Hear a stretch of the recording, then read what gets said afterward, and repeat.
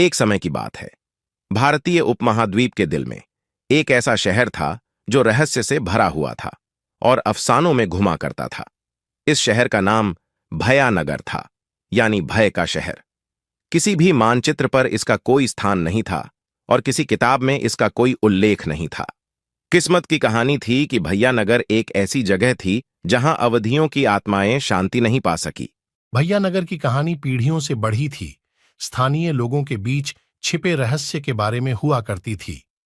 वे इसके विरासत में अजीब भूतों के बारे में बात करते थे, जो उसकी अवास्तविक गलियों और इमारतों में घूमते थे। अजीब रोशनी जो अंधकार में झिलमिलाती थी, और डर की भावना जो किसी को भी हाथ नहीं लगाने देती थी जो भैयानगर के पास जाने की कोशिश करता था। उन कुर्बानियों में से एक अद्भुत आत्मा जो भैयानगर के रहस्य को खोलने के लिए खोज में निकला था, वह था राजीव। उसने बचपन से भैयानगर की कहानियां सुनी थीं और हमेशा ही उसके चारों ओर के रहस्य के पीछे झुका रहा।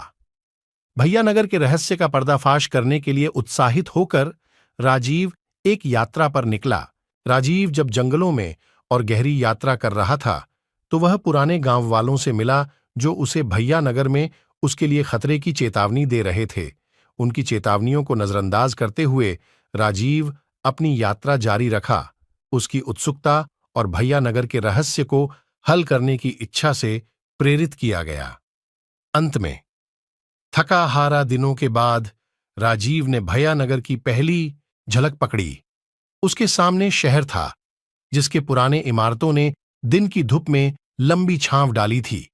चौंका देने वाले माहौल के बावजूद राजीव ने खींचने वाली ताकत को महसूस किया जो उसे और करीब ले आ रही थी। शहर में प्रवेश करते हुए राजीव को चीखती हुई चुप्पी से स्वागत किया गया। वह चुप्पी सुना जो बढ़ती ही गई, उसे अनुसरण करने के लिए बुलाती हुई। उसके संतुष्ट होने और उत्सुकता के अनुकूल राजीव ने ध्यान दिया और सुना कि जो आवाज आ रही है। अप्रवाह करते हुए राजीव उस आवाज का पीछा करने के लिए चला गया। उसके दिल में धड़कन तेज हो रही थी। आवाज उसे एक ढलते हुए भव्य महल के पास ले गई। उसका एक बारा महल था, जिसका एक बारा अब किसी भी प्रकार से भयानक बन गया था, लेकिन उसके चारों ओर एक अज्ञात संतान उसे आकर्षित कर रही थी। अपने आप को दृढ़ करते हुए राजीव ने दरवाजा खोला और अंदर प्रवेश किया। महल के अंदर अंधेरा था, जिसे केवल तोड़े हुए खिड़कियों से आने वाली पीली चांदनी के रोशनी से प्रकाशित किया गया था। राजीव ने इसके कॉरिडोरों की खोज की। उसको एक भयानक भविष्यवाणी की भावना महसूस हो रही थी। जैसे ही दीवारें उसके चारों ओर आ गई थीं।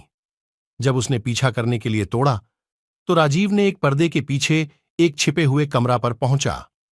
रोमांचित उसने कमरे में प्रवेश किया और एक पुरानी मस्तिष्क मिला, जिसके पन्ने वयस्कता के साथ पीले थे।